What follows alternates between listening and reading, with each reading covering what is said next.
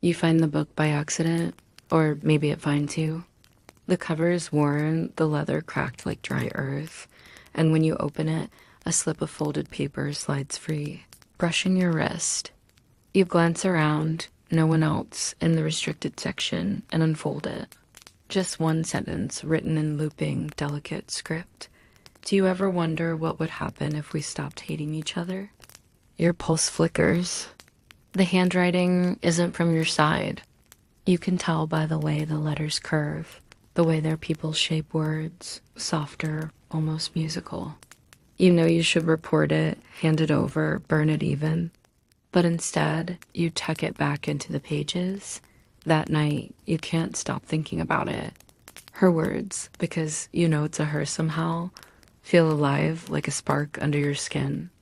You tell yourself it's just curiosity that you'll return the book tomorrow. But curiosity is just another name for hunger, isn't it? The next day, you go back. The same shelf, the same book. You open it, and the note is gone. In its place, another line appears, newly inked. If you're still reading, right back. You stare at it for a long time. Around you, the library air smells of dust and candle smoke. Somewhere down the corridor, a guard's boots echo. You absolutely shouldn't, but your hand is already moving. You flip to the last page, pull the small pencil you keep for inventory notes, and write, I don't know who you are, but I'm still reading. Days pass. The exchange continues, quiet as breathing. You start to anticipate her. You leave a page blank on purpose, just to see what she'd do with it. And she fills it, always with something unexpected. A sketch of a bird perched on the edge of a cup. A riddle about the moon. A question about the way your people name their children. Once, she writes, does your world feel as heavy as mine? You write back, heavier, but lighter when I read you. You never sign your name. She never signs hers. Still, you start to feel you know her. The way she dots her eyes low. The way her words tilt rightward, impatient. Like someone leaning forward in a whisper. One night you dream of her. You don't see her face, but you hear her laugh, not mocking, but warm, like sunlight breaking through fog. When you wake, you realize you've memorized her writing, every slant and loop. The risk grows every day. Patrols sweep through the library more often now. Books are confiscated, pages burned. You hide your shared volume beneath a loose floorboard near the back wall, and yet you return again and again. You can't stop. It's a strange kind of intimacy to know someone only through the margins of books. To touch the same paper, breathe over the same sentences, never knowing if your fingers will ever touch for real. But sometimes you think that maybe this is safer, to love in ink where no one can see. One afternoon, you catch sight of a shadow in the next aisle. You freeze. Someone's there, just beyond the philosophy section.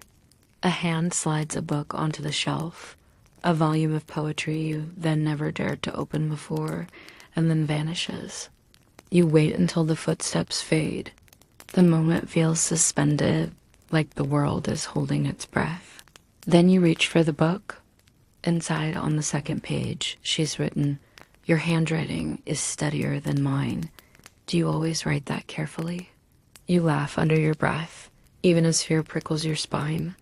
You write back, only when someone's reading closely. From then on, you write slower. Not because you fear being caught, but because every word feels like a thread between you. Fragile, precious, alive. You start noticing the world differently. The sound of rain on the roof. The way candlelight trembles against the stone walls. The way your heart shifts when you think of her, not with the sharpness of forbiden's desire, but with something quieter, gentler. You don't know her name, her face, her world, but you know the way she breathes through ink, the rhythm of her pauses, the slight smudge she leaves on her letters when she's thinking. You know enough to imagine her, leaning over the page, biting her lip as she writes, the light of a candle flickering in her hair. And sometimes you wonder if she imagines you too.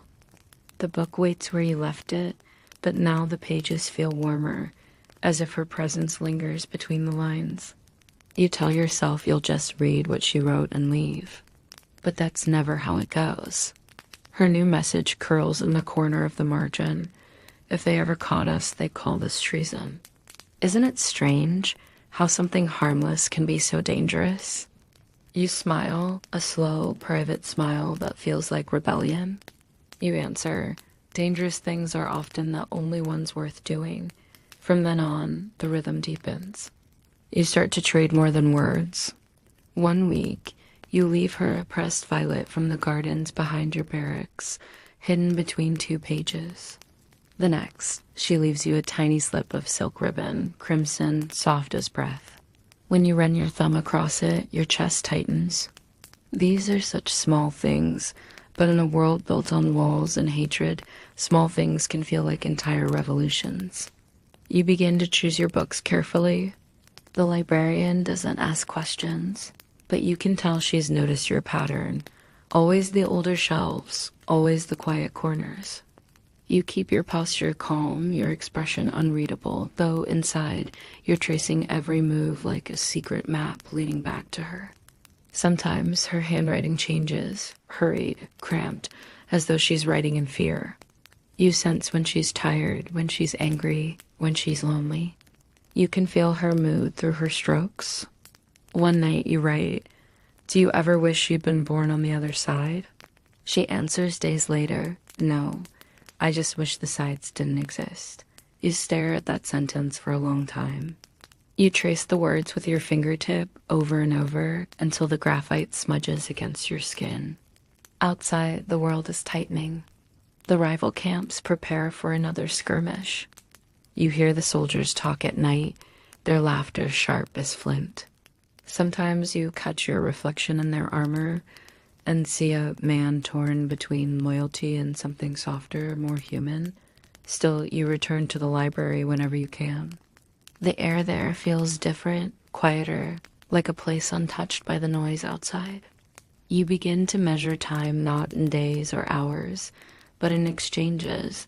Every book passed between you a heartbeat, every note a breath shared across the distance.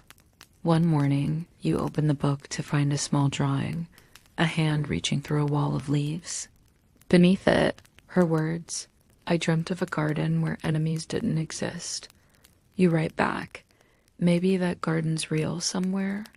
Maybe we're already in it a little." For a moment you sit there, smiling like a fool at the page. You know she'll see it in a few days, maybe longer. But somehow that waiting feels sweet, like anticipation stretched across time. You start leaving small notes in other books too, harmless lines about weather, poetry, and dreams. It's a code now, a pattern that only the two of you know. Each shelf feels like a secret meeting place, each page an invisible touch. One afternoon, as you slide a note between pages, someone passes behind you. The air shifts. You turn slightly, only to glimpse a sleeve of deep green, the color of her people's uniforms. Your heart stops, but the figure doesn't turn. The footsteps fade away. Still, your pulse stays high for minutes after. That night, you write shakily, "Were you in the library today?" When you return 2 days later, her answer waits. "Yes, I wanted to see if you were real." You laugh quietly, then read the next line, one that makes your chest ache. "You didn't to look up." For hours you think about that. How close she must have been, just a few steps away, maybe hidden behind a column or a stack of atlases. How strange it is to know someone so intimately and yet never meet their eyes. You imagine it, what it would have been like to see her face. Would she smile shyly or look away quickly? Would you both freeze, caught between fear and wonder? You don't write for several days. You tell yourself it's to stay safe, to let suspicion cool. But the truth is, you're afraid. Not of being caught, of what it might mean if you truly saw her. When you finally return, the book is waiting. The handwriting is smaller, neater, as if written carefully in the dark. "I thought I scared you away." You write, softly, "No, you didn't. I just needed to remember how to breathe." The next time she leaves something new, a quote faintly written in faded ink. We only borrow moments. We never own them. You trace it slowly. The words feel like a promise and a warning all at once. You begin to imagine her voice. Maybe she speaks softly, the way she writes, steady but not timid. Maybe she has that kind of laugh that slips through the cracks of sadness. Sometimes late at night, you whisper her words aloud, pretending she's beside you, listening. There's a warmth growing between you, not fiery, but steady, like a lantern in fog. It doesn't feel reckless anymore, it feels necessary. You start to think of the library as your shared heartbeat. Even when you're apart, you know she's somewhere, thinking of you, waiting for the next page to turn. And when you write your next line, I hope the next time I do look up, you realize that you mean it.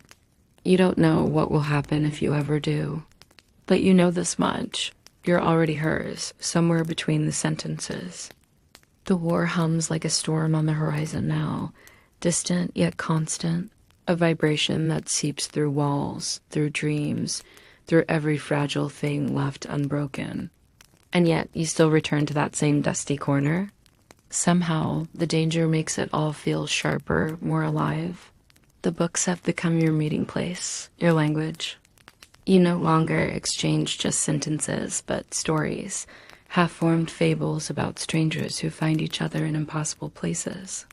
You each add to them, line by line, until the story becomes something you both share, something that belongs to neither and both. Tonight, you open your book to find the start of one. Once there was a boy who only spoke in borrowed words. Beneath it, a small note in her tidy hand. You can finish this one. You smile and write. And a girl who only listened in silence until she realized silence was its own kind of speech. You can almost feel her reaction as you write it, her small grin, her head tilting as she reads, the way her fingers might trace the edges of your words. The thought makes you warm, even in the chill of the library's shadowed air. Outside, your comrades talk of strategy and revenge. You nod when expected, but inside, you think of softer things, the curve of letters, the press of pages, the rhythm of her handwriting. You think of her not as enemy, but as pulse, as breath, as human. There's one moment that lingers. You come across a page filled with faint sketches, tiny scenes in the margins, 2 cups of tea, a window with rain streaming down, a pair of hands not quite touching. Beneath it, she's written, "Tell me what your world looks like when it is quiet." You stare at that question for a long time before writing. It looks like this library. It smells of dust and paper and candle wax. And sometimes when I breathe, it feels like I'm breathing you in. That's the first time you realize how much she's changed you. You've begun thinking in poetry again, something you thought war had burned out of you. You wonder if she knows she's done that, if she feels the same soft unraveling inside herself. Days blur. The exchanges become more daring. Books left in new places, words disguised as footnotes or fake cataloging marks. It's a secret only 2 people in the world understand, a thread of connection that glows quietly under the ash of everything else. Then one day, she writes something that makes your breath catch. Sometimes I worry you'll stop writing, that you'll remember I'm supposed to be the wrong kind of person. You write back without hesitation. Maybe there's no right kind of person. Maybe there's just the kind you can't forget. When you return next, her response is simple, but it hits you harder than anything before. Then I think I am already gone for you. You stare at that line until your vision blurs. The world around you feels very still. You trace her words again and again, as if you could absorb them through your fingertips. And in that moment, you realize that what started as curiosity, as rebellion, has become something far deeper, a quiet surrender neither of you intended. You begin writing longer now. Not letters, but fragments of thought, about the stars that hang above the city, about the way light falls through the stained glass at dawn, about the ache of wanting something you can never say aloud. And her replies come softer, slower, as if she too is running out of ways to hide her heart. Once she writes, "When I'm scared, I draw. When I miss you, I write too fast. Can you tell the difference?" You write, "Yes, and I love both." Then you pause, startled by your own honesty. The word love sits there on the page like a secret too loud for silence. You almost erase it, almost, but you don't. The next time you return, you half expect the book to be gone. It's not. Her reply is short, trembling at the edges. "I wasn't supposed to read that word tonight." You sit with that for a long while. The candle beside you flickers, its wax pooling on the table like melted time. And then you write, "I wasn't supposed to feel it either." For days, you think about her, not just as the voice in your margins, but as a person walking somewhere beyond these walls. You wonder what her days look like, what she sees, what she fears. And sometimes, in the quiet moments before sleep, you picture her sitting somewhere like this, reading your words by dim light, the same way you are now. Maybe she's smiling softly. Maybe her heart is beating too fast. Maybe she's whispering your name, the one she doesn't even know. You start noticing the small things she's taught you to see again, how the world glows at the edges, even in ruin. How silence can hold meaning. How words, when written gently, can feel like touch. Then one day, the notes stop. The book sits empty, no new ink, no reply. Just the last words you wrote, waiting in stillness. You tell yourself she's just being careful, that she'll return when it's safe. But the quiet grows heavy. You begin to read her old lines again, tracing them as if they're prayers. And one evening, when you finally let your forehead rest against the open page, you think, maybe this is what it means to love someone you've never met. To live in the spaces between sentences, to breathe where their words once were. You close the book gently, fingers trembling, and whisper to the dark, "Please come back." The silence lasts longer than you expect. Days slip into weeks, and the war outside grows louder, closer. You begin to live in a kind of quiet ache, not grief exactly, but something softer and stranger. The library feels emptier without her words waiting for you. You still visit, of course. Habits like this don't die easily. But now, every creak of the shelves, every draft between the aisles feels like a ghost of her breath. Then one morning, as the first light filters through the cracked windows, you find a different book waiting on the table, one you've never seen before. A ribbon of red silk, the same shade as the one she once left you, marks the middle page. Your hands tremble as you open it. Her handwriting, smaller, tenser, spills across the paper. "They're watching the library. I had to disappear. But I couldn't leave without one more story." You exhale sharply, reading every word like it's a heartbeat returning to you. She's written a whole page this time, fragments of thoughts and sketches. A field of wild flowers, a pair of hands brushing together, a note in the corner. "Sometimes I think if we met face to face, the world would end. But maybe it already has. You don't know how to respond at first. Everything you could write feels too small. So you write just one line. If the world ended, I'd still look for you in the ruins." For the first time, you sign your name beneath it. Not your title, not your rank, just your name. And somehow it feels like a vow. The next day, the book is gone. Your chest tightens, a hollow weight pressing deep. You wonder if signing your name doomed you both. That night, rain falls hard against the stone walls. You lie awake, listening, counting the seconds between thunder and lightning. You think of her wherever she is, whether she's safe, whether she's thinking of you.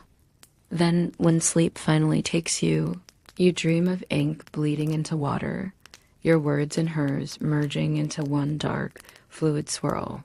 A week later, you find it again. The same book, different shelf. A single page of new writing. "Now I know your name." Beneath it, she's drawn 2 initials enclosed within the shape of a small open book. And then, as if to seal it, meet me. Just once. You stare at those words until the world seems to tilt around them. Meet me. The simplest invitation. The most dangerous thing either of you has ever written. You spend the rest of the night deciding whether you can risk it. You weigh every consequence, every order, every punishment that could follow. But the truth settles quietly. You were lost the moment you read her first note. You write your answer carefully. Tell me where. Her next message arrives days later, hidden beneath a poem about forgiveness. The handwriting is rushed. The courtyard behind the old printing house. At dusk, wearing a uniform, your heart stumbles at the words. For the first time, you will step beyond ink, beyond imagination. You read it over and over until it feels unreal. When the evening comes, you walk there as the sun sinks low. The courtyard is overgrown, abandoned, vines crawling up stone walls. The air smells of dust and fading light. You wait in the shadow of a fig tree, every sound magnified. A drip of water, a bird's wing, your own pulse. And then a figure appears at the far end. A cloak pulled tight, movements careful, quiet. She stops a few paces away, and for a moment, neither of you breathe. Then she lowers her hood. You don't know what you expected, maybe someone stern or distant, but she's simply human. Her hair tied loosely, her eyes tired yet bright, her face marked with the kind of softness that shouldn't exist in times like these. I didn't think you'd come, she says quietly. Her voice is just as you imagined, warm, cautious, trembling. You want to say something clever, but all that comes out is, I almost didn't. She smiles, small, real, enough to undo you completely. For a moment, you both just stand there, studying each other as if trying to memorize what you've been writing to all this time. It feels surreal, the translation of letters into flesh, imagination into breath. You reach into your coat and take out a folded page, the one you nearly memorized in her handwriting. You hand it to her. I kept this, you whisper. She glances down at it, then back up. I kept yours too, she murmurs. The one where you said you weren't supposed to feel it.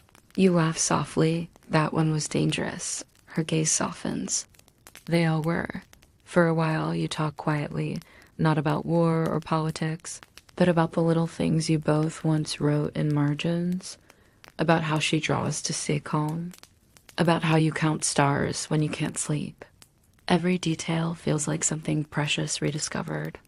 Then footsteps echo in the distance, faint, but enough to break the moment. You both freeze. They can't see us together, she whispers, stepping back. If they do, it'll all end. You nod, throat tight. Then go, but promise you'll write again. She hesitates, then presses something into your hand. A torn page, folded twice. My last note. For now, you want to say so many things. Don't go, stay, let's leave this all behind. But the words don't come. Instead, you watch her slip into the shadows, the sound of her steps fading like a heartbeat retreating into distance. When you finally unfold the page, her message reads, If they find me, remember me by the words we never wrote. And just beneath it, your name again, written as if she'd been saying it all her life. You stand there for a long time after she's gone, the night air cool against your skin, her ink still damp against your palm. And though you know the danger's grown, you also know this. Some connections can't be undone, even by war, even by silence. The next weeks unfold like a half-remembered song. You move through your days performing duty, speaking when spoken to, but part of you drifts somewhere else entirely. You still go to the library, though you know she won't return. Still, every time your fingers brush the spines of books, you expect one to open itself to you, to reveal her handwriting again, alive and waiting. You reread her last message so many times that the paper softens and the edges curl. Remember me by the words we never wrote. It feels like a goodbye, but not a final one. More like a pause, a breath caught mid-sentence. The war grows quieter. Not over, just tired. The banners fade, the patrols thin, and rumor whispers that peace might be near. You should feel relief. Instead, you feel the hollow ache of something unfinished. One afternoon, you find yourself in the printing house courtyard again. The fig tree has dropped its leaves, and the air smells faintly of rain and dust. You sit beneath the branches, her folded notes still tucked inside your pocket, the ink nearly faded. You start writing again, not to her this time, but for her. About what it means to miss someone you never truly had. About how silence can hold shape, how longing can turn into a kind of prayer. You write until dusk blurs into evening, until your fingers ache and the page fills with soft confessions. When you finally close the notebook, you see something strange in the corner of the courtyard, a glimmer of red silk caught in the low light. Your breath catches. You walk toward it slowly, heart thudding, and find it tied around the handle of a small book wrapped in brown paper. The handwriting on the wrapping is hers. Faint, hurried, but hers. One last story. For the end of ours, you sit down right there on the stone steps and open it. Inside, she's written pages, full ones this time, not just notes in the margins. It's the story you began together, the boy and the girl who spoke in borrowed words. She's finished it. The last lines read, "They never stopped writing." Even when the ink ran out, they found other ways to speak, through light, through wind, through the soft places where memories live. In every story after, someone finds a note, a word, a promise that still hums with their names. You close the book and rest your hand over the cover, feeling the faint warmth where her hand must have been. You don't cry. It's not that kind of sadness. It's quieter, deeper, like standing at the edge of a sea that still carries her voice somewhere beyond reach. That night, you return to the library. It's nearly empty, just the soft creak of shelves settling. You slip the book back onto the shelf where it all began, between volumes of poetry and history. You whisper, "Someone will find this someday," and almost imagine her answering. Then let them. You stay there for a long while, tracing the air where her words once lived. The candlelight flickers, painting golden lines across the floor. For a moment, you swear you see her, or maybe just the memory of her, standing at the end of the aisle, head tilted, that small smile you knew before you ever saw it. "Good night," you whisper, "and thank you." Then you close your eyes. The smell of old books surrounds you, dust, parchment, ink, and somehow it feels like being held. You never learn what happened to her, but sometimes you think that doesn't matter.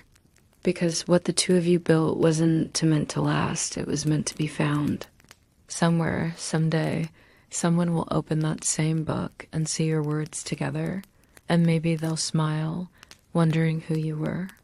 Maybe they'll start their own story, their own quiet rebellion written in margins. You hope so. You like the idea that love, once written, never truly disappears. It just waits, tucked between pages, patient as time. And now, as the story fades to its quiet end, you can let yourself breathe again. The war outside is long gone. The ink has dried. The shelves have settled back into their hush. Somewhere in that library, maybe the same candle still flickers. The same pages still carry faint fingerprints. Maybe the air still hums softly with words once whispered, with laughter never fully forgotten. You imagine yourself walking there now, barefoot, slow, the floor cool beneath your feet. You trace your hand across the spines of books, feeling their gentle weight. When you reach the poetry section, the air feels warmer.